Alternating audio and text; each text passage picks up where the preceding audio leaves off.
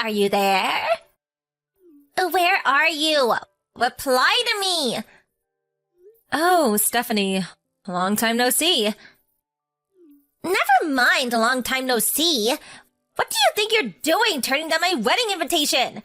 You mean you're not coming? Huh? I invited you to my lavish wedding because I felt bad for you being a pitiful reject with no friends. And you had the nerve to send it back with the not attending box ticked? What the hell do you think you're doing? I'm busy that day. It's my wedding day, for heaven's sake. You should be dropping all your plans and rushing at the chance to give me and my fiancé your blessing. Isn't that what best friends are for?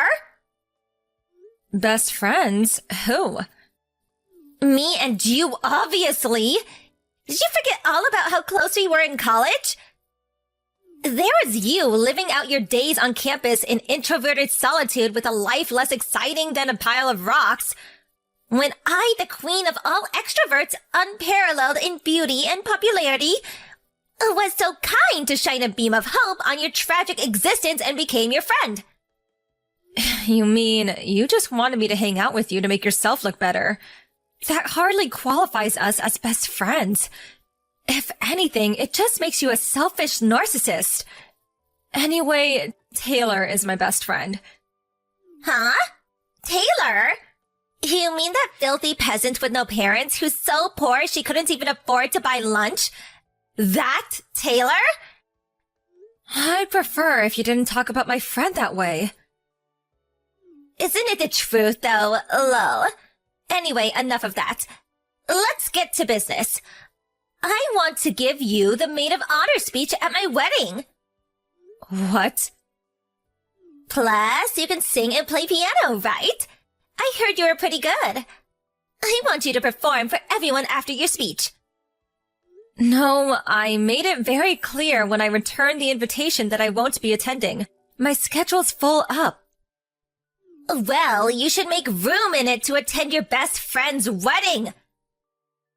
Besides, why would you send me the invitation with less than a month to go until the ceremony? Even if I wanted to go, it'd be impossible on the timescale.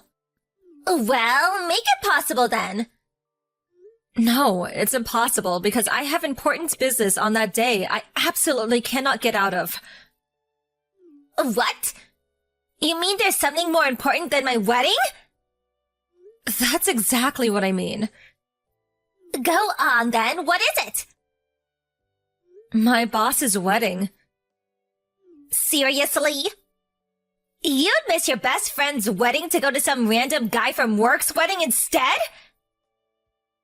He's my boss, not some rando. And actually, he's a great guy who's always been there for me. I think it makes perfect sense to prioritize him over you. Are you saying I wasn't there for you back in college? You probably wouldn't have even made it through without me. The only thing I remember are your weird attempts to one-up me and put me down in front of everyone. No. Anyway, I can't help but feel that the only reason you sent me an invitation is because everyone else declined you. So you sent me one in an attempt to bolster the number, so that people who do attend don't realize everyone actually hates you. Sound accurate? It's not like that at all. I hit the bullseye, didn't I? I mean, come on, really? Best friends? Don't make me laugh. I'm done with this conversation. Good luck with your wedding. I'm sorry to contact you out of the blue like this. Am I right in thinking this is Alice's number? Maybe it is, but who's this? It's a pleasure to meet you. My name's Richard Bigglesworth. I'm your best friend Stephanie's fiancé. I apologize again for contacting you so suddenly, but I found your number on Steph's phone. I see. So, what could Stephanie's fiancé possibly want with me? I'll just come straight out with it. Why don't you attend our wedding? Huh? Surely you should be there to give your best friend your blessing on the most important day of her life. She broke down in tears. She invited you because she wanted her closest friend to be there on the happiest day of her life. It's a day that only comes around once, you know. But she said you suddenly returned the invite with not attending checked. I see. Like I told Stephanie, I have an urgent engagement on that day, so I can't come. Yes, and I'm telling you that the way you've gone about this is just wrong. You've been downright inconsiderate and disrespectful, I tell you. Despite the fact you returned the invitation agreeing to give a speech and piano performance a whole 3 months ago. You have the nerve to pull out now all of a sudden, with less than a month left until the wedding day. What? The invitation only came last week. Excuse me? Plus, I don't know if it was because she didn't know my address, but it was sent to my parents' house of all places. I immediately sent it back, making my intention not to attend crystal clear. And then Stephanie messaged me 2 days ago. She demanded that I attend no matter what, seemingly having no concern whatsoever for the fact that I already have plans of my own. That was also the first I'd heard of the speech and piano performance. Obviously, I told her that it was impossible to. Wait, what? None of this makes sense. It's exactly like I said. I didn't even know she was getting married until the invitation showed up at my parents' place last week. Say what now? To think you call yourself a best friend. That's abhorrent.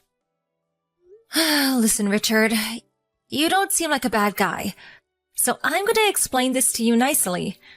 But me and Stephanie haven't spoke since college. It's been over 7 years.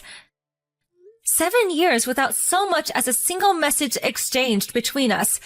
I haven't seen from her, heard from her, or even about her in all that time. Can you really call us best friends? What? None of this adds up. What's more, if I had to say one way or the other, far from being friends, I'd say we didn't actually get on that well at all. Really? Forgive me for asking you this, but do you think there's any chance her sending you an invitation might have something to do with the fact so many people, particularly people she listed as close friends, are turning down the invites? Are there really that many? About 90% of the invites she sent were declined. 90%? Jeez. Does that mean, while being fully aware of the situation, you messaged me without harboring a single doubt as to why no one wants to associate with her? You were listed number 1 as her closest friend, but she did say there was a chance you may have betrayed her. Betrayed her? How? Forgive me for dragging up the past here, Alice, but she told me the story of the time you and her were fighting over a certain boy in college. Eventually, that boy chose her over you, and they started dating. She explained how the two of you made peace a few days later, but she did say there was a hostile atmosphere for a little while because you were jealous. I did think that you holding a grudge against her for what happened back then made sense as a potential explanation for you not coming to the wedding. If you want to hear my side of the story, it sounds like she's playing fast and loose with the facts of what actually happened to suit her ends and manipulate you. I see. What exactly was Steph like during college? I'd appreciate it if you went down that rabbit hole yourself. I hope you don't think I'm being rude, but I have no intention of talking at length about my personal affairs with someone I don't know. I see. I understand. Sorry again for the inconvenience, and thank you for your time.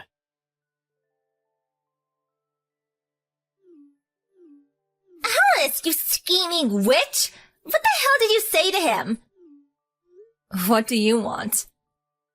My fiancé broke off the engagement. You're behind this somehow. I know it. What did you do? I see. Well, I wouldn't exactly go as far as saying I did something. Why did he dump me then? Explain now! Your name was mentioned, Alice. I know you were involved. Don't think you're getting away with this. Listen, Steph. Richard's the one who contacted me. What? Why?